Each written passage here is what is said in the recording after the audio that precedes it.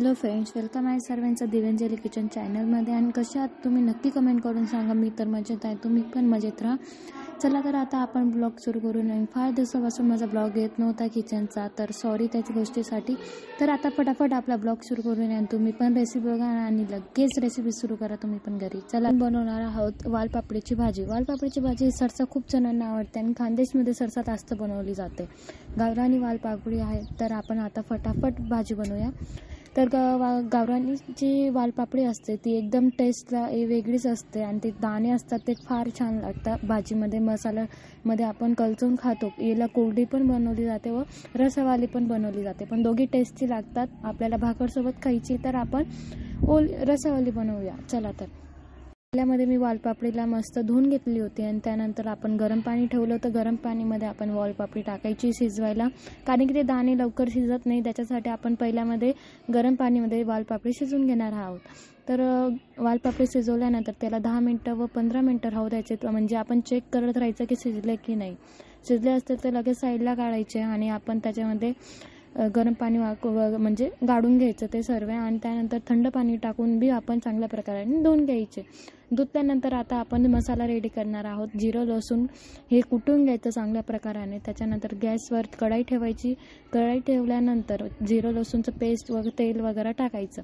त्यानंतर आपण सर्व मसाले काढून घ्यायचे. चटणी, गरम मसाला, हळद, धनिया पावडर वगैरे हे आणि शेंगदाण्याचं कूट हे कंपल्सरी लागतं या भाजीसाठी. पण जिरं लसूण कुटतो ना ते एकदम बारीक कुटायचं, जाड नाही राहू द्यायचं.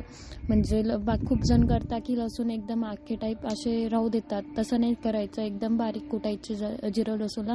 मिक्सरमध्ये तर बिलकुल पण नाही काढायचे. कुटलेलं असतं त्याचा टेस्ट वेगळा असतो आणि मिक्सरमध्ये ग्राइंड केलेलं असतं ते त्याचा टेस्ट वेगळा असतो. त्याच्यामुळे कधी पण कुटूनच टाकायचे जिरं लसूण.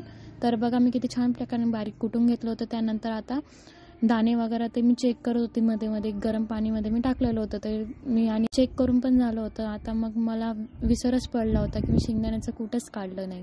तर मी आता फ्रीजमधून शेंगदाण्याचं कूट पण काढलं आणि फटाफट ते पण टाकलं मसाल्याच्या याच्यामध्ये मिक्स करून घेतलं.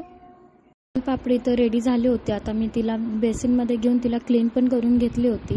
त्यानंतर ऑलमोस्ट मी तुम्हाला सर्व रेसिपी ना ती सांगून ठेवली आहे. तर तुम्हाला फुल व्हिडिओ वॉच करायचा असेल तर लाईक पण करा आणि सबस्क्राईब पण करा आणि फुल रेसिपी नक्की बघा, कारण की मी मसाला कसा शिजवला आहे आणि मसाला शिजवताना किती पाणी टाकलं आहे ते पण फुल व्हिडिओ तुम्ही वॉच करा.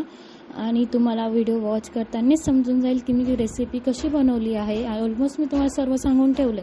त्याच्यामुळे तुम्हाला काही पुढे प्रॉब्लेम येणार नाही. प्रॉब्लेम आले तर मला कमेंट करा, मी तुम्हाला सर्व प्रॉब्लेमचे सोल्युशन देणार आहे. तर याच्यामध्ये कांदे मिरची वगैरे असं काही याची काही गरज नसतं. डायरेक्ट लसूण आपण कुटून ठेवलं असतं ना त्याचं पेस्ट तेलामध्ये टाकायचं आणि लगेच चटणी वगैरे सर्व ते कूट वगैरे असतं ते टाकायचं आणि ते मसाल्याला इतकं शिजू द्यायचं की तो आपलं तेल असतं ना ते सोडत नाही तोपर्यंत ते मसाला शिजू द्यायचा आणि एकदम नॉर्मल पाणी टाकायचं. जास्त पाणी काही टाकायचं नाही. मसाला चांगला शिजला म्हणजे भाजीची टेस्ट चांगली आली. हेच खरं क्वेश्चन आहे आपल्या रेसिपीचं. मसाला खरंमध्ये चांगला शिजू द्यायचा तेव्हाच टेस्ट पण छान लागते. आपण कच्चा मसाला शिजवला ना तर टेस्ट बिलकुल पण चांगली लागत नाही. तर त्याच्यामुळे हे खरं काम करा तुम्ही आणि भाजी नक्की चांगली बनेल. चला बाय आणि सबस्क्राईब करायला विसरू नका आणि फुल रेसिपी वॉच करा.